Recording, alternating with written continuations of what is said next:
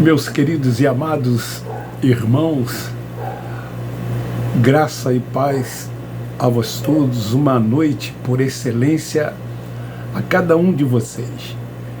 Meus irmãos, sim, porque todos somos filhos de Deus. Ele é Pai dos Espíritos, Ele não nos vê na carne, como os religiosos veem uns aos outros, daí que julgam e condenam, fazem acepção, discriminam, se colocam sempre em patamares superiores aos demais, que não praticam uma religião ou não é religioso.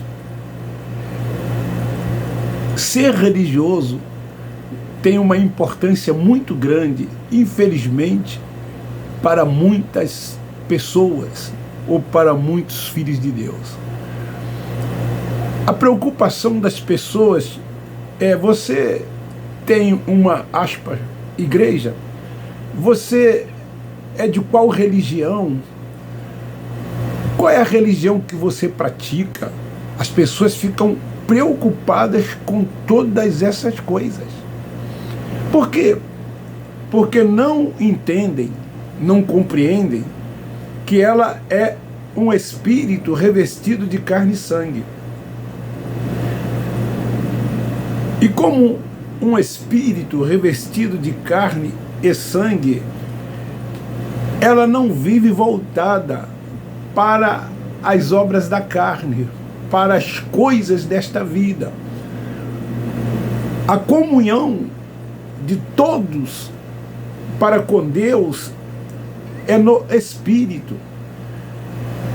A palavra diz que Ele habita no nosso espírito. A palavra diz que no nosso espírito Ele testifica que somos seus filhos. A palavra diz que os filhos de Deus devem ser dirigidos tão somente, exclusivamente, apenas guiados pelo Espírito Santo. Não diz também pelos homens, por esses que se acham homens separados, vocacionados para uma tão grande obra. Os tais ungidos de Deus, os tais profetas, os tais atalaia, os tais anjos da igreja, os tais que têm uma suposta autoridade espiritual sobre a vida das pessoas. Isso é um engano, isso é uma mentira. Nenhum ser humano, nenhum simples mortal tem autoridade espiritual sobre a vida de quem quer que seja. Nós somos todos iguais. É assim que devemos ver uns aos outros, desta forma. Eu quero hoje falar acerca, não é uma mensagem, nem também um ensinamento, nem uma pérola, digamos assim, da graça de Deus, mas eu quero falar sobre um assunto que me incomoda, porque eu fiz parte de um sistema religioso durante quase 50 anos. E eu trabalhei lá. Tudo que vocês possam imaginar, eu fiz dentro desse sistema religioso. Eu comecei como jovem ainda, trabalhando com mocidade, com juventude. Eu fui um dos responsáveis pela mocidade das Assembleias de Deus do Estado do Rio de Janeiro, Almader. Fiz parte da diretoria da UMADEC, União de Mocidades das Assembleias de Deus de Duque de Caxias. Eu fui um vice-presidente. Em todas as denominações, em todas as instituições, ou denominação das Assembleias de Deus que eu fiz parte, eu fui líder da juventude, assumindo sempre a presidência, a coordenação.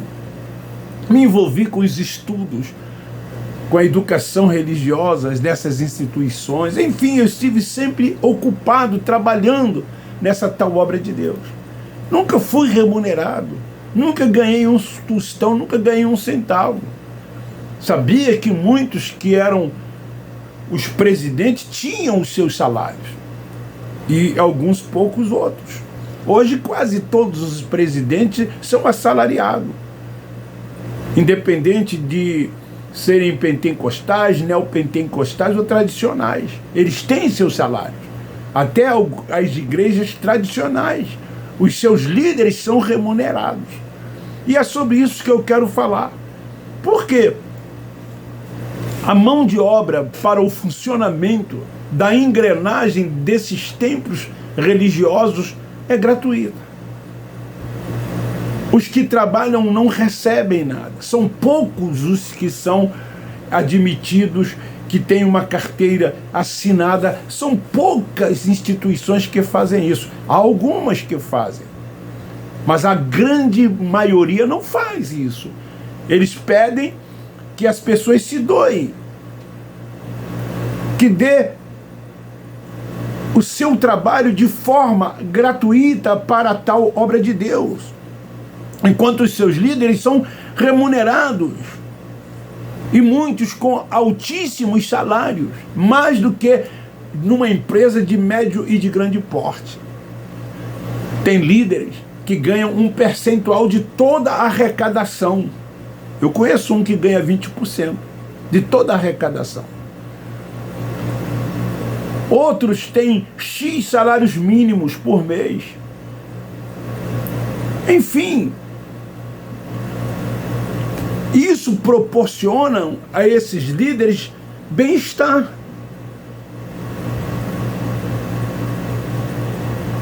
Que talvez, se eles trabalhassem no serviço secular, eles nunca conseguiriam o que tem. Porque lá talvez não ganharia o que eles ganham como supostos pastores e líderes dessas denominações evangélicas, desses templos religiosos. Muitos têm carro e trocam de carro a hora que querem, porque não sabem quanto custa, não sai do seu bolso. Moram em bons apartamentos, em bons condomínios. Outros têm casa de praias, têm helicópteros, fazendas, sítios, carros blindados, alguns deles têm seguranças,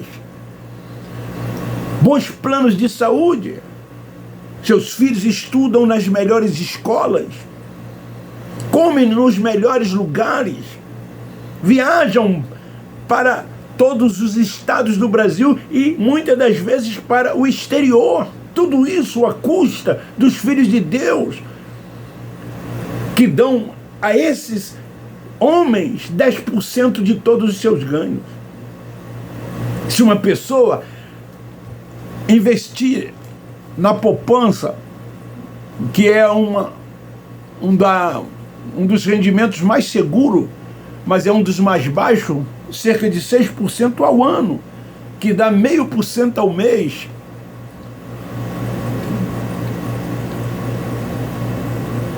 Agora veja quanto é que esses homens ganham sem investir nada dos filhos de Deus, 10%. Uma pessoa ganha 5 mil, ele dá R$500 de dízimo. O assalariado 1.412, ele dá R$141,20. Agora imagina numa instituição onde tem 1.000, 1.500, 2.000, 3.000, 5.000, 50.000, 100.000 membros. Quanto não representa isso? E esse dinheiro é sempre administrado pelo cabeça, pelo chefe.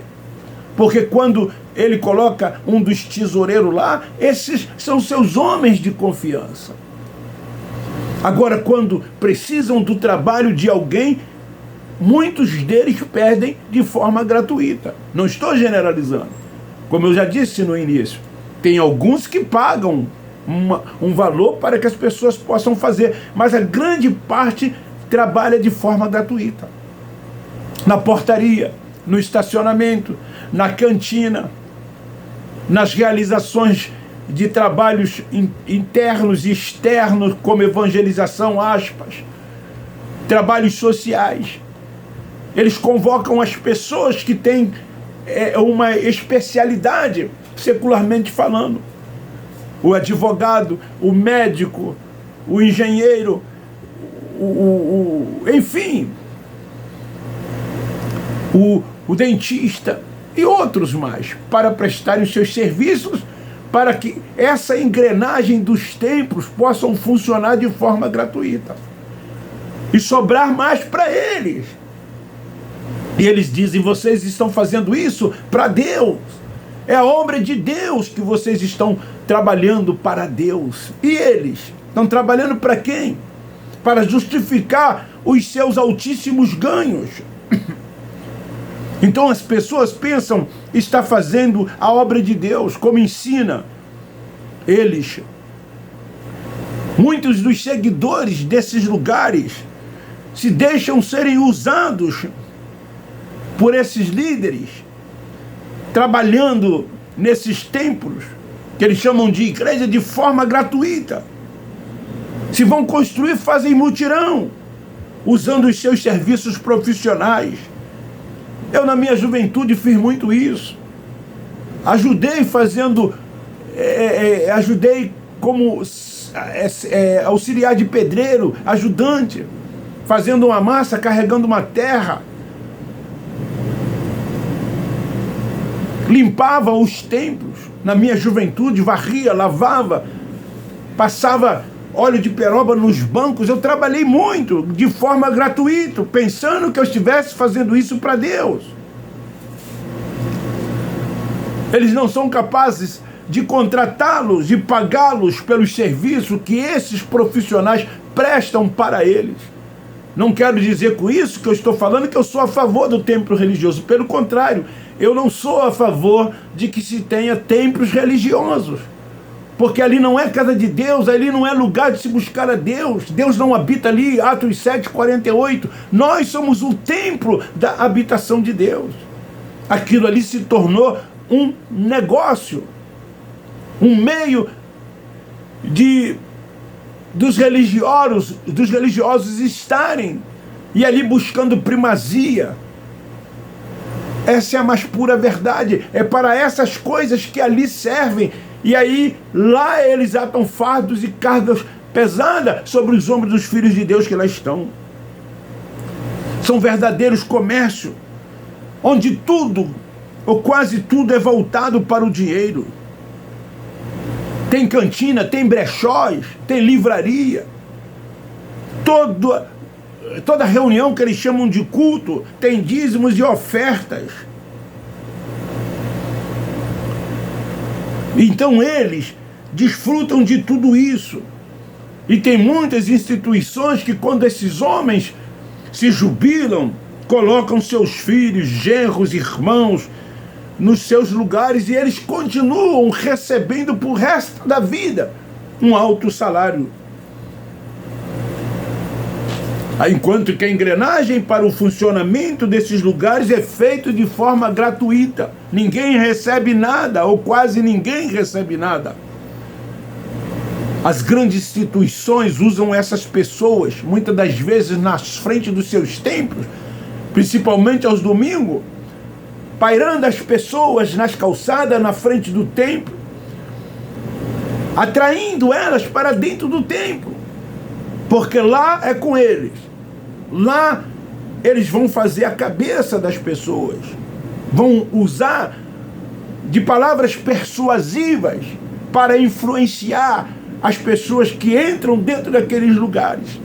Porque as pessoas vão lá, primeiro porque elas têm medo do inferno, segundo porque elas têm medo da morte, terceira porque elas têm medo do diabo como um ser espiritual, quarta porque elas têm problemas de saúde, estão indo em busca de cura, quinto porque elas têm problemas financeiros e vão lá em busca de uma melhora na área financeira.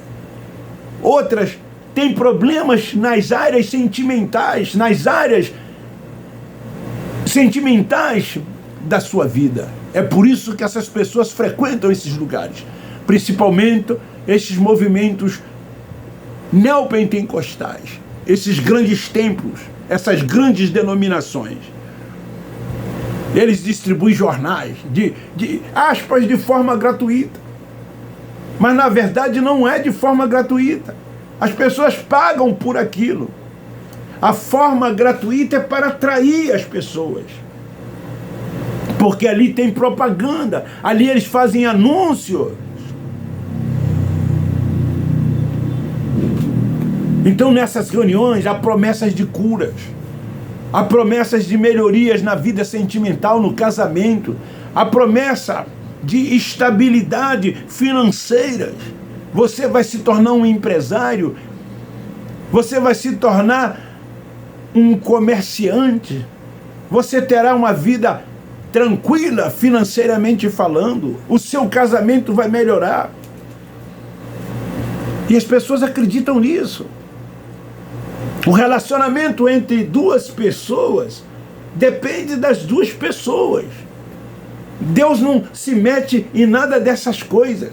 Isso é coisas da carne, é coisa desta vida. As pessoas são diferentes uma das outras. Elas não são iguais. Pensam diferente, agem diferente. Então, se elas querem estarem bem uma com a outra, depende unicamente, exclusivamente uma da outra. Mas eles dizem que não, que é um encosto, que é esse ser espiritual, que quer atrapalhar a vida, a comunhão bem entre as pessoas.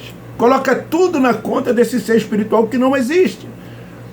O diabo é a nossa carne, são nós mesmos. Quando a pessoa, ela vive na prática das obras da carne, quando ela não entende que ela é espiritual.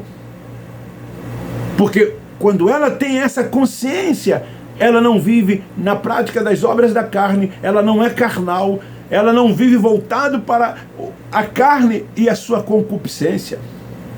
O mundo dela é de Deus. Ela ama o próximo, ela ama o outro, ela não está voltada para a porfia, para a inveja, para a contenda, para disseminações, porque ela ama o seu próximo. E são coisas da carne, mas eles espiritualizam tudo para que eles possam estar em evidência. E as pessoas dizerem: fulano, beltrano é homem ou mulher de Deus, Deus usa eles. Meu Deus do céu. Queridos, desperte, acorde. Deus está dentro de você. Deus está contigo. Ele mora em você, Ele habita em você. Você é o templo, a morada, o tabernáculo do Altíssimo. Você quer adorar a Deus, adora em espírito e em verdade. Por que em espírito? Porque você é espírito. Você é espiritual. E os espirituais adoram o Pai em espírito e em verdade. Quem precisa de templo são os carnais. Quem precisa de um suposto líder sobre a sua vida são os carnais. São as pessoas que ainda vivem antes da cruz, seguindo os rudimentos da lei de Moisés, os achismos e os preceitos dos homens. Estão voltados para todas essas coisas. Cristo Nazareno veio, cumpriu a lei, salvou os judeus, morreu, ressuscitou. Ele habita em nós, no nosso espírito, porque é o próprio Deus que habita em nós. E as pessoas ficam aí ainda seguindo Cristo Nazareno. O fim da lei foi nele, as obras terminaram nele. Então nós não temos que fazer o que ele fez, nem seguir o que ele fez. Nós temos que viver e andar por fé, voltado tão somente para o Pai dos Espíritos, para esse mundo espiritual, procurando agradá-lo, entender qual é a sua perfeita, boa e agradável vontade. Reinar em vida, descansar tão somente no Senhor, confiar tão somente nele, buscar as coisas do alto, de cima, e não as coisas desta vida. Agora, para finalizar, você que trabalha dentro dessas instituições, desses templos que eles chamam de igreja, de forma gratuita, é porque você quer. É porque você está sendo enganado. É porque você está sendo enganado. Porque se você conhecesse a Deus, se você fosse salvo na mente, se você tivesse um entendimento, você não faria isso. Você quer trabalhar? Trabalhe pelo seu próximo. Ajuda uma pessoa que precisa, que necessita. Oferece o seu serviço para quem precisa. Você não é capaz de oferecer os seus serviços profissionais para um necessitado. Você cobra, mas para eles lá você trabalha de graça. Você fica sábado, fica domingo, fica até altas horas se for preciso. Porque vocês pensam que estão trabalhando para Deus quando estão sendo enganados pelos homens. Por que você, que é um profissional, que sabe fazer qualquer coisa, não dê esse seu serviço, não preste esse seu serviço para um órfão, para uma viúva, para um necessitado, para alguém que precisa? Faça isso. Isso é sim fazer a obra de Deus. Que a religião pura e imaculada para com Deus é visitar os órfãos, as viúvas, os necessitados. Então esta é a palavra de hoje.